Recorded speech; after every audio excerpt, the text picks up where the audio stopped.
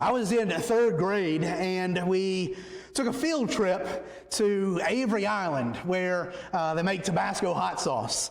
And as we were on that trip, I remember part of the day, we toured the McElhenney factory and all that stuff where they make hot sauce and all. But part of the day, Greg, we had went and took a little picnic out by a park or something. I don't know exactly where it was. But there was, there after we ate little sandwiches and stuff, there was this chain link fence, and I vividly remember it. I can almost close my eyes and see the scene. We were all a bunch of kids standing by this little, little 3-foot chain link fence and looking through the fence, looking through the water. The chain link fence was right there on the water, and this egret, those white birds, egret came down and landed on what the egret probably thought was a log.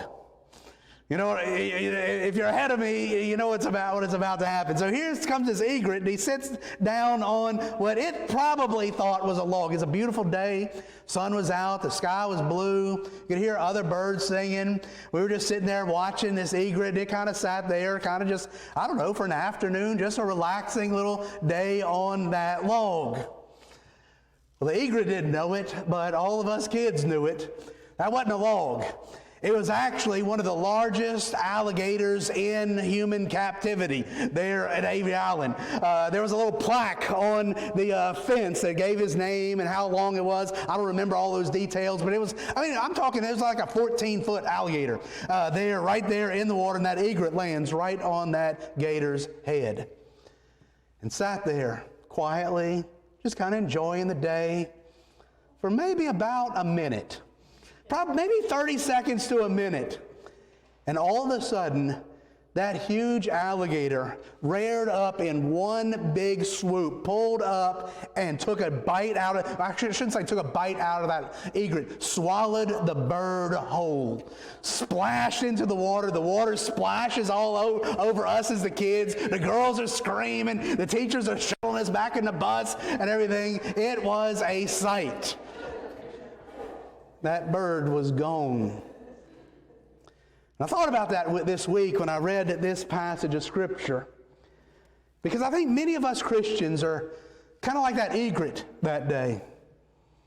Just kind of mind our own business, oblivious to the world around us.